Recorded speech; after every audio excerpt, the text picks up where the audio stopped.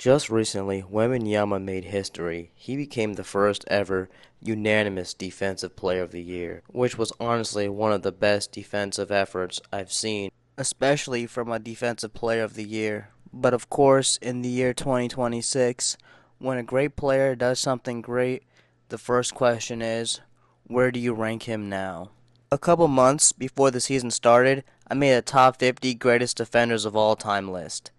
And so, let's look at real that real quick and we'll come back to the topic at hand. Honestly, a special player when you watch him with your eyes.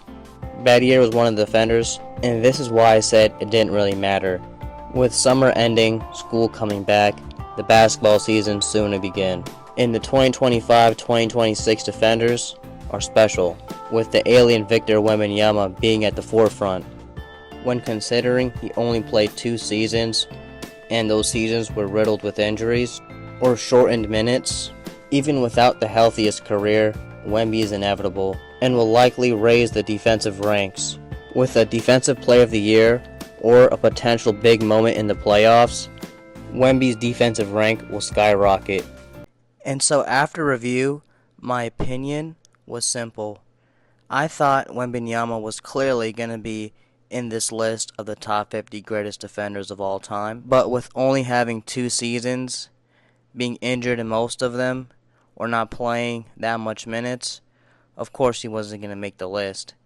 Now with a Defensive Player of the Year, a unanimous one at that, we can go back and talk about it. The day after the announcement, guys like Kendrick Perkins and even Michael Wilbon said Wembanyama is probably the best defender they've ever seen. Kendrick Perkins said it more emphatically, if you will. And though I don't think he made that big of a jump, I do think this next matchup, if he does play against the Nuggets, will be extremely important. And honestly, it's the biggest thing I'm looking for as far as where do I rank Wemby. On an all-time basis, on a center basis, on a defensive player basis.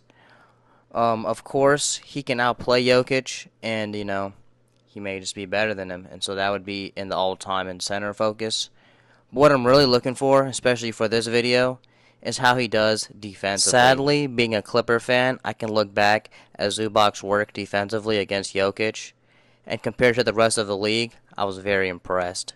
I remember Rudy Gobert going against Jokic, and him doing a pretty solid job. I've seen Lou Dort guard Jokic and do a pretty solid job. So I would like to see how Wembanyama fares against Nikola Jokic. It's very important to me because it's an individual matchup, and because if we're going to talk about the greatest centers of all time and the greatest defenders of all times, which are usually centers and big men, they usually had to guard other great big men and had that competition defensively.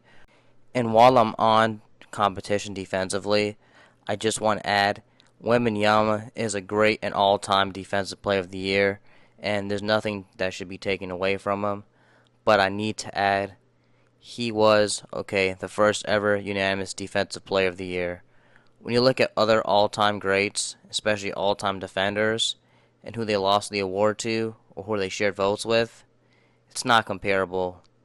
Though Chet Holmgren and Azar Thompson might grow in this all-time discussion as far as defenders, they are not it right now. And honestly, it can be argued if they even deserve to be the second and third spot in this league. Take a player like Scottie Pippen, for example, one of the greatest perimeter defenders of all time, some people's greatest defender of all time. He shared votes and did not win in his defensive peak because of a player named Dikembe Mutombo. I don't think these guys are Dikembe Mutombo level or Scottie Pippen level. So that's my thought on unanimous Defensive Player of the Year. Definitely a cool stat. It's raw that he's the first person to be that. But if you use context, it's, just think about it.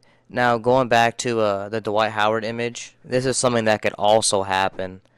I'm pretty sure whoever voted was probably hating, or maybe I could even tell you how they could have picked anybody over Dwight, but especially a no-namer over Dwight Howard. I felt that was kind of telling of what I'm talking about here. So that's my thoughts on the unanimous Defensive Player of the Year thing. I mean, definitely cool for him, but at the end of the day, we need a little bit more. And that little bit more was what I was talking about earlier with Nikola Jokic in that matchup.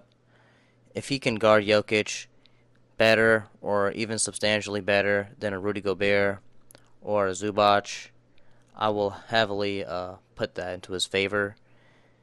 But honestly, and I know it's unfair, I need it to happen because we can't see Wemby ever going against a David Robinson or an Orlando Shaq or a Lakers Shaq or a Hakeem Olajuwon or Patrick Ewing. The great centers that he would have faced back then, he's not facing them now. But he is facing Nikola Jokic, and I'd love to see how that plays out. As you see by the poll, people do believe in the San Antonio Spurs, and people definitely believe in Wemby.